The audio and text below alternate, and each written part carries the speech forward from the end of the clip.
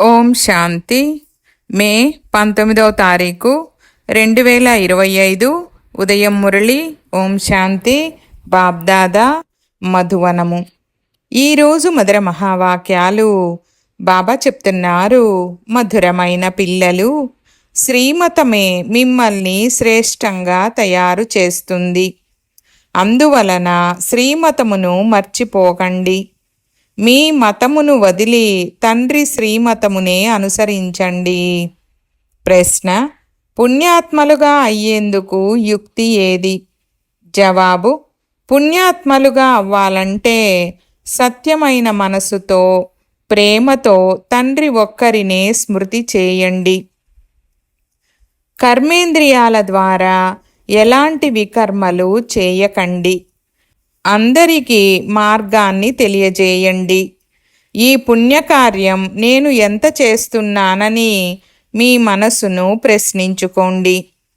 100 రెట్లు శిక్షలు అనుభవించవలసి వచ్చే కర్మలేవీ చెయ్యలేదు కదా అని స్వయాన్ని పరిశీలించుకోండి. చెక్ చేసుకోవడం వలన పుణ్యాత్మలుగా అయిపోతారు. ఓం శాంతి. ఆత్మిక తండ్రి కూర్చొని పిల్లలకు అర్థం చేయిస్తున్నారు. ఇప్పుడు మనము శివబాబా మతముపై నడుస్తున్నామని పిల్లలకు తెలుసు. వారి మతము అన్నిటికంటే శ్రేష్టాతి శ్రేష్టమైనది. అత్యంత ఉన్నతమైన శివబాబా తన పిల్లలను శ్రేష్టంగా చేసేందుకు ఏ శ్రేష్ట మతమునిస్తున్నారో, ఎలా ఇస్తున్నారో ప్రపంచానికి తెలీదు. ఈ రావణ రాజ్యంలో మనుషులెవ్వరూ మనుషులకు శ్రేష్ట మతమును ఇవ్వలేరు. మీరిప్పుడు ఈశ్వరీయ మతము వారిగా అవుతారు.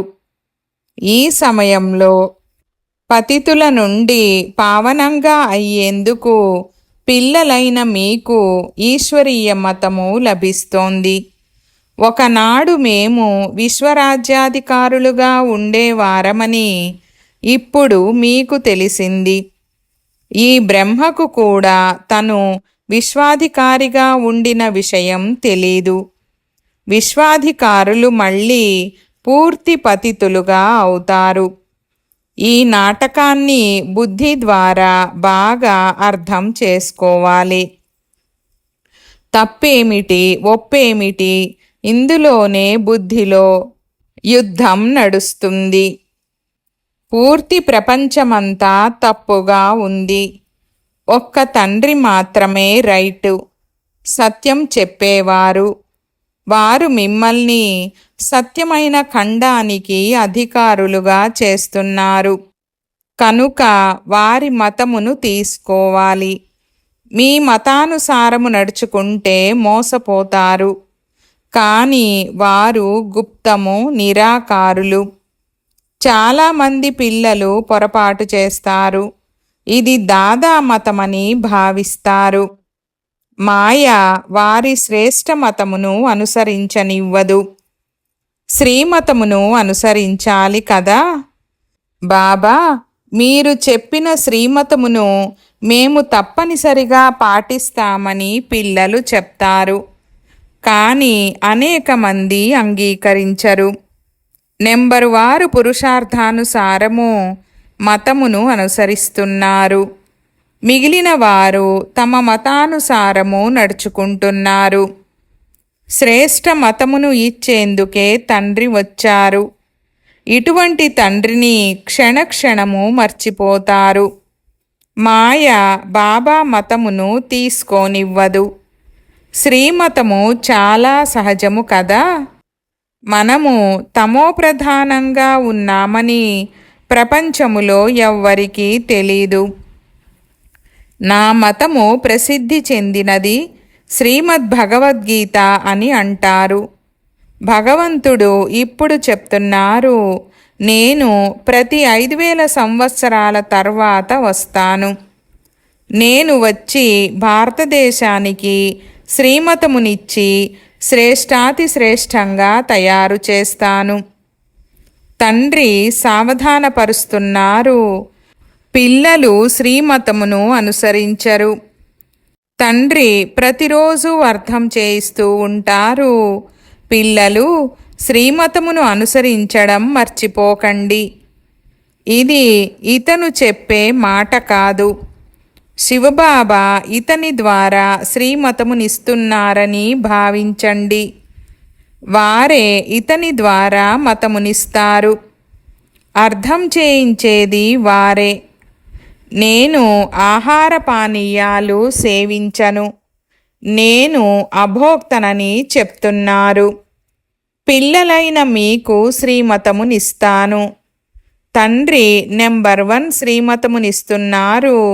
నన్ను స్మృతి చేయండి. ఎటువంటి వికర్మలు చేయకండి. ఎంత పాపం చేశానని స్వయాన్ని ప్రశ్నించుకోండి. అందరి పాపభాండం నిండిందని మీకు తెలుసు. ఈ సమయంలో అందరూ తప్పుడు మార్గములో ఉన్నారు. ఇప్పుడు మీకు తండ్రి ద్వారా రైట్ దారి లభించింది. మీ బుద్ధిలో మొత్తం జ్ఞానమంతా ఉంది. గీతలో ఏ జ్ఞానం ఉండాలో అది లేనే లేదు. ఆ గీత తండ్రి ద్వారా తయారయ్యింది కాదు. ఇది కూడా భక్తి మార్గంలో నిర్ణయమై ఉంది. భగవంతుడు వచ్చి భక్తికి ఫలమునిస్తారని చెప్తారు. పిల్లలకు జ్ఞానము వలన సద్గతి కలుగుతుందని అర్థం చేయించబడింది. అందరికీ సద్గతి కూడా కలుగుతుంది, దుర్గతి కూడా అందరిది అవుతుంది. ఈ ప్రపంచమే తమో ప్రధానంగా ఉంది, సతో ప్రధానంగా ఎవ్వరూ లేరు. పునర్జన్మలను తీసుకుంటూ ఇప్పుడు చివర్లో తమో ప్రధానమైపోయారు. ఇప్పుడు మృత్యువు అందరి తలలపై నిలబడి ఉంది. భారతదేశమే ముఖ్యమైనది. గీత ఒక్కటే దేవీ దేవతా ధర్మశాస్త్రము. మరి ఇతర ధర్మాలలో వెళ్ళడం వలన మీకేం లాభము? ప్రతి ఒక్కరూ తమ తమ ఖురాన్, బైబిల్ వంటి గ్రంథములే చదువుతారు. వారికి తమ ధర్మము గురించి తెలుసు. ఒక్క భారతవాసులు మాత్రమే ఇతర అన్ని ధర్మాలలోకి వెళ్ళిపోతారు. మిగిలిన వారంతా వారి వారి ధర్మాలలో పక్కాగా ఉన్నారు. ప్రతి ధర్మము వారి ముఖాలు మొదలైనవి వేరువేరుగా ఉంటాయి. తండ్రి స్మృతి కలిగిస్తున్నారు. పిల్లలు, మీరు మీ దేవీ దేవతా ధర్మాన్ని మర్చిపోయారు. మీరు స్వర్గములో దేవతలుగా ఉండేవారు. హంసో అర్థాన్ని తండ్రి భారతవాసులకే వినిపించారు. పోతే ఆత్మలమైన మనమే పరమాత్మ కాదు. ఈ విషయాలు భక్తి మార్గంలోని గురువులు తయారు చేశారు. గురువులు కూడా కోట్ల లెక్కలో ఉంటారు. స్త్రీకి పతియే నీ గురువు, ఈశ్వరుడు అని చెప్తారు. పతియే పరమేశ్వరుడైనప్పుడు మళ్ళీ ఓ భగవాన్, ఓ రామా అని ఎందుకంటారు? మనుషుల బుద్ధి పూర్తి రాతి బుద్ధిగా అయిపోయింది. ఈ బ్రహ్మ నేను కూడా అలాగే ఉండేవాడినని స్వయంగా చెప్తున్నారు. వైకుంఠ రాజ్యాధికారి అయిన శ్రీకృష్ణుడు ఎక్కడా? అతడిని పల్లెటూరు పిల్లవాడని చెప్పడమెక్కడా? శ్యామసుందరుడని చెప్తారు. కానీ వారికి దాని అర్థము ఏమాత్రమూ తెలీదు. ఇప్పుడు తండ్రి మీకు అర్థం చేయించారు. నెంబర్ 1 సుందరంగా ఉన్నవారే లాస్ట్ నెంబర్ తమో ప్రధానంగా నల్లగా అయిపోయాడు. ఒకప్పుడు మనము సుందరంగా ఉండి ఇప్పుడు నల్లగా అయిపోయామని మీకు తెలుసు. 84 జన్మల చక్రము పూర్తి చేసుకుని ఇప్పుడు తమో ప్రధానము నుండి సతో ప్రధానంగా అయ్యేందుకు తండ్రి ఒక్కటే ఔషధమునిస్తారు. నన్ను స్మృతి చేయండి. ఆత్మలైన మీరు పతితుల నుండి పావనంగా అవుతారు. మీ అనేక జన్మల పాపాలు వినాశనమైపోతాయి. రావణుడు వచ్చినప్పటి నుండి మీరు పతనము చెందుతూ చెందుతూ పాపాత్ములుగా అయిపోయారని మీకు తెలుసు. ఈ ప్రపంచమే పాపాత్మల ప్రపంచము. ఇందులో ఒక్కరు కూడా సుందరమైన వారు, పవిత్రమైన వారు లేరు. తండ్రి తప్ప ఇంకెవ్వరూ పావనంగా చెయ్యలేరు. మీరు సుందరంగా స్వర్గవాసులుగా అయ్యేందుకే వచ్చారు. ఇప్పుడు నరకవాసులుగా శ్యామంగా ఉన్నారు. ఎందుకంటే కామచితిపై కూర్చొని నల్లగా అయ్యారు. తండ్రి చెప్తున్నారు, కామవికారము మహాశత్రువు. దానిపై ఎవరైతే విజయం పొందుతారో వారే జగజ్జీతులుగా అవుతారు. నెంబర్ 1 కామవికారము. అది ఉన్నవారిని పతితులని అంటారు. క్రోధీలను పతితులని అనరు. పతిత పావన, మీరు వచ్చి పతితము నుండి పావనంగా తయారు చేయండని తండ్రిని పిలిచారు. ఇప్పుడు తండ్రి వచ్చి ఈ అంతిమ జన్మలో పావనంగా అవ్వండని చెప్తున్నారు. రాత్రి తర్వాత పగలు, పగలు తర్వాత రాత్రి వచ్చినట్లు సంగమయుగము తర్వాత మళ్ళీ సత్యయుగము వస్తుంది. ఈ చక్రము తిరగాల్సిందే. అంతేగాని ఆకాశంలో లేక పాతాళములో ప్రపంచము లేదు. సృష్టి అంటే ఇదే. సత్యయుగము, త్రేతాయుగము ఇక్కడే ఉన్నాయి. వృక్షము కూడా ఇదొక్కటే. మరో వృక్షము ఉండేందుకు సాధ్యం లేదు. ఇవన్నీ వ్యర్థ ప్రలాపాలు. అనేక ప్రపంచాలున్నాయని అనడము అసత్యము. ఇవన్నీ భక్తి మార్గములోని విషయాలు. ఇప్పుడు తండ్రి సత్యమైన విషయాలను వినిపిస్తున్నారు. మేము ఎంతవరకు శ్రీమతమును అనుసరిస్తూ సతోప్రధానంగా అనగా పుణ్యాత్మలుగా అవుతున్నామని స్వయాన్ని ప్రశ్నించుకోండి. సతోప్రధానులను పుణ్యాత్మలని, తమోప్రధానులను పాపాత్మలని అంటారు. వికారాలకు వశమగుట పాపము. తండ్రి చెప్తున్నారు, ఇప్పుడు పవిత్రంగా అవ్వండి. నా వారిగా అయ్యారు కనుక నా శ్రీమతమును అనుసరించాలి. ముఖ్యమైన విషయము, మీరు ఏ పాపము చేయకండి. నెంబర్ 1 పాపము వికారాలకు వశమవ్వడం. తర్వాత ఇంకా చాలా పాపాలు జరుగుతాయి. దొంగతనము, మోసము మొదలైనవి చాలా చేస్తారు. అనేక మందిని ప్రభుత్వం పట్టుకుంటుంది కూడా. ఇప్పుడు తండ్రి పిల్లలకు చెప్తున్నారు, మీ మనసును మీరే ప్రశ్నించుకోండి. మేమేమి పాపకర్మలు చేయడం లేదు కదా. మేము దొంగతనము చేసినా, లంచము తీసుకున్నా బాబాకు తెలుసునని, వారికి అన్నీ తెలుసునని భావించకండి. అన్నీ తెలిసిన వారు అంటే అర్థము ఇది కాదు. అచ్చా, ఎవరైనా దొంగతనము చేస్తారు, తండ్రికి తెలుస్తుందా? బాబా ఏం చేయగలరు? చేసిన దొంగతనానికి 100 రెట్ల శిక్ష అవ్వనే అవుతుంది. చాలా చాలా శిక్షలను అనుభవిస్తారు. పదవి కూడా భ్రష్టమైపోతుంది. ఇటువంటి పనులు చేస్తే శిక్షలను అనుభవించవలసి వస్తుందని తండ్రి తెలుపుతున్నారు. ఈశ్వరుని పిల్లలుగా అయ్యి శివబాబా ద్వారా ఇంత వారసత్వము లభిస్తుంటే వారి బండారము నుండే దొంగతనము చేస్తే అది చాలా పెద్ద పాపము. కొందరికి దొంగతనం చేసే అలవాటు ఉంటుంది. వారిని జైలు పక్షులని అంటారు. ఇది ఈశ్వరుని ఇల్లు.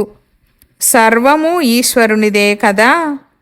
తండ్రి నుండి వారసత్వం తీసుకునేందుకు ఈశ్వరుని ఇంటికి వస్తారు. కానీ కొంతమందికి అలవాటైపోతుంది. వారికి 100 రెట్లు శిక్ష పడుతుంది. ఈశ్వరుని ఇంట్లోనే చోరీ చేసినచో అలాంటి వారికి శిక్షలు కూడా చాలా లభిస్తాయి. తరువాత జన్మ జన్మలకు మురికి ఇంట్లో జన్మ తీసుకుంటారు. అంటే తమంతకు తామే నష్టం చేసుకున్నారు కదా. స్మృతే చేయని వారు చాలామంది ఉన్నారు. ఏమీ వినరు. బుద్ధిలో చోరీ మొదలైన ఆలోచనలే తిరుగుతూ ఉంటాయి. సత్సంగాలకు వెళ్ళి అక్కడి నుండి పాదరక్షలు దొంగతనం చేస్తారు. వారికి ఇదే పని ఉంటుంది. ఎక్కడ సత్సంగం జరిగినా అక్కడికెళ్ళి చెప్పులు దొంగలిస్తూ ఉంటారు. ప్రపంచం పూర్తి మురికిగా ఉంది. ఇది ఈశ్వరుని ఇల్లు. దొంగతనం చేసే అలవాటు చాలా చెడ్డది. చిన్న దొంగే గజ దొంగగా అవుతాడని అంటారు. అంటే 1 పైసా దొంగతనము వారే రేపు 1,00,000 రూపాయలు కూడా దొంగతనం చేస్తారు. మేము ఎంత పుణ్యాత్ములుగా అయ్యాము, ఎంత సమయము తండ్రిని స్మృతి చేశామని మనసులో స్వయాన్ని ప్రశ్నించుకోండి. ఎంతవరకు స్వదర్శన చక్రధారులుగా అవుతున్నామో, ఎంత సమయము ఈశ్వరీయ సర్వీస్లో ఉంటున్నామో, ఎన్ని పాపాలు తొలగిపోతున్నాయని ప్రతిరోజు మీ లెక్కాచారాన్ని చూసుకోండి. ఎంత పుణ్యము చేశాము, ఎంతసేపు యోగము చేశాము, ఎంతమందికి దారి చూపామని స్వయాన్ని పరిశీలించుకోండి. ఉద్యోగ వ్యవహారాలు భలే చేయండి. మీరు కర్మయోగులు. కర్మలు భలే చేయండి. బాబా ఈ బ్యాడ్జీలను తయారు చేయిస్తూ ఉంటారు. దీని ద్వారా మంచి మంచి వారికి అర్థం చేయించండి. ఈ మహాభారత యుద్ధము ద్వారానే స్వర్గద్వారాలు తెరుచుకుంటున్నాయి. కృష్ణుడి చిత్రములో కింద చాలా బాగా రాయబడి ఉంది. కానీ పిల్లలు ఇంకా ఇంత విశాలమైన బుద్ధి గలవారిగా అవ్వలేదు. కొంత ధనం లభిస్తే చాలు, వెంటనే నృత్యం చేయడం ప్రారంభిస్తారు. ఎవరికైనా చాలా ఎక్కువ ధనముంటే మాలాంటి వారు ఇంకెవ్వరూ లేరని కొందరు భావిస్తారు. ఏ పిల్లలైతే తండ్రిని నిర్లక్ష్యం చేస్తారో వారికి తండ్రి ఇస్తున్న అవినాశి జ్ఞానరత్నాల ఖజానాలపై కూడా గౌరవం ఉండదు. బాబా ఒకటి చెప్తే వారు మరొకటి చేస్తారు. నిర్లక్ష్యపరుస్తున్నందున చాలా పాపాలు చేస్తూనే ఉంటారు. శ్రీమతమును అనుసరించరు. అందువలన కింద పడిపోతారు. ఇది కూడా డ్రామా అని తండ్రి చెప్తున్నారు. వారి అదృష్టంలో లేదు. బాబాకు తెలుసు కదా, చాలా పాపాలు చేస్తూ ఉంటారు. తండ్రి చదివిస్తున్నారని నిశ్చయం ఉంటే చాలా సంతోషం ఉండాలి. భవిష్య నూతన ప్రపంచంలో మనము రాకుమారీలుగా అవుతామని మీకు తెలుసు. కనుక ఎంతో సంతోషంగా ఉండాలి. కానీ పిల్లలు ఇంకా ఇప్పటి వరకు నిరాశతో నిస్పృహతో ఉన్నారు.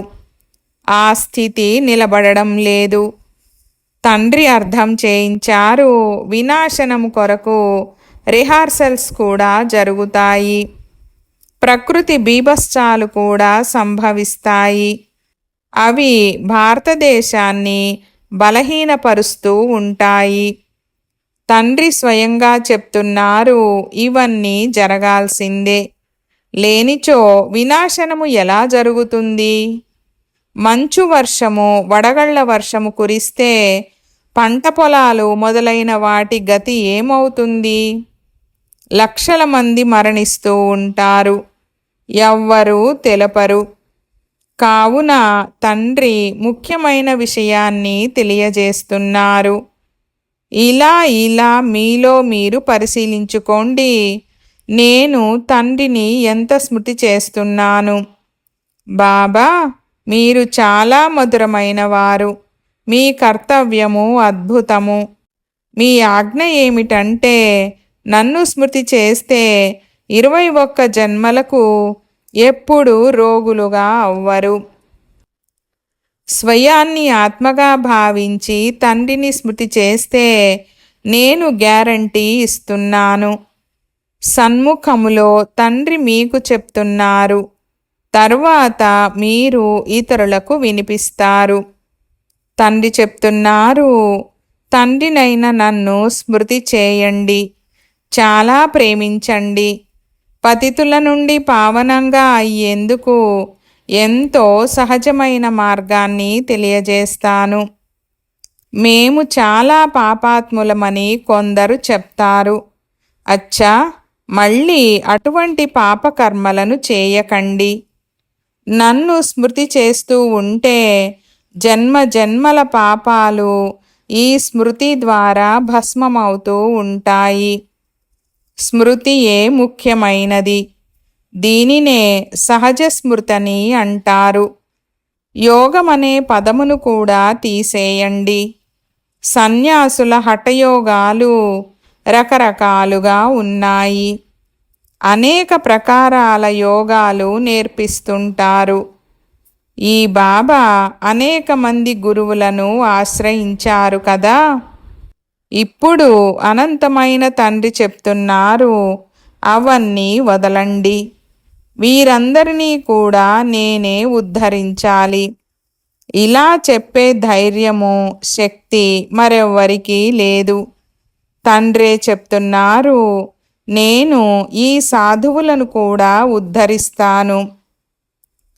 మరి వీరు గురువులుగా ఎలా అవుతారు? కావున ముఖ్యమైన విషయం తండ్రి అర్థం చేయిస్తున్నారు. మీ మనసును మీరే ప్రశ్నించుకోండి. మేము ఏ పాపము చేయడం లేదు కదా, ఎవ్వరికి దుఃఖము ఇవ్వడం లేదు కదా, ఇందులో ఏ కష్టము లేదు. లోపల చెక్ చేసుకోవాలి. రోజంతటిలో ఎంత పాపము చేశాను, ఎంత స్మృతి చేశాను. స్మృతి ద్వారానే పాపము నశిస్తుంది. ప్రయత్నము చెయ్యాలి. ఇది చాలా కష్టముతో కూడిన పని. జ్ఞానమిచ్చేవారు ఒక్క తండ్రి మాత్రమే. ముక్తి జీవన్ముక్తులకు మార్గాన్ని తండ్రే తెలియజేస్తారు. మంచిది. मीठे मीठे सिकीलधे बच्चों प्रति मात पिता बाप दादा का याद प्यार और गुड मॉर्निंग। रूहानी बाप की रूहानी बच्चों को नमस्ते। हम रूहानी बच्चों की रूहानी बाप दादा को याद प्यार गुड मॉर्निंग और नमस्ते नमस्ते बाबा नमस्ते। धारण కొరకు ముఖ్య సారము 1వ పాయింట్. తండ్రి ఇచ్చే అవినాశి జ్ఞానరత్నాల ఖజానాపై గౌరవముంచాలి. నిర్లక్ష్యం చేసి పాపకర్మలు చెయ్యరాదు. భగవంతుడు చదివిస్తున్నారని నిశ్చయముంటే అపారమైన సంతోషములో ఉండాలి. 2వ పాయింట్. ఈశ్వరుని ఇంట్లో ఎప్పుడు దొంగతనం మొదలైనవి చేసే ఆలోచన రాకూడదు. ఈ అలవాటు చాలా మురికిది. పైసా దొంగలించిన వాడు రేపు లక్షలు దొంగలిస్తాడని అంటారు. నేటి చిన్న దొంగే రేపు గజ దొంగ అవుతాడు. మేము ఎంత పుణ్యాత్మగా అయ్యామని మీలో మీరే ప్రశ్నించుకోండి. వరదానము.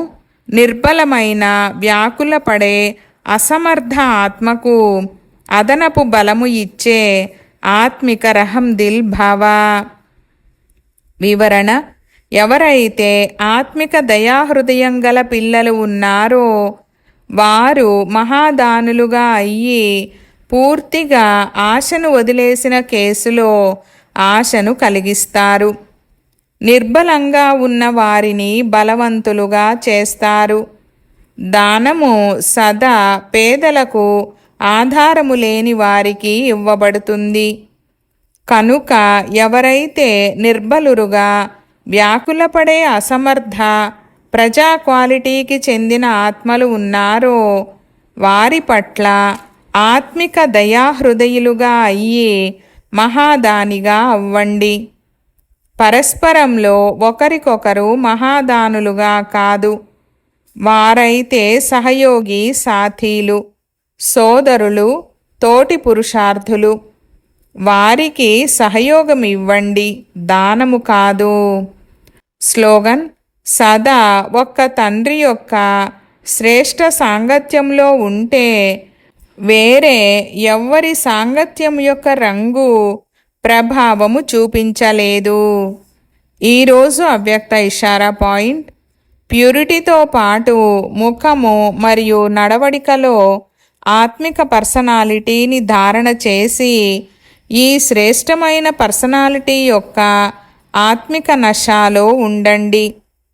మీ ఆత్మిక పర్సనాలిటీని స్మృతిలో ఉంచుకొని సదా ప్రసన్న చిత్తులుగా ఉంటే అన్ని ప్రశ్నలు సమాప్తమైపోతాయి. అశాంతి మరియు దుఃఖీ ఆత్మలు మీ ప్రసన్నంగా ఉండే దృష్టితో ప్రసన్నంగా అయిపోతారు. ఓం శాంతి.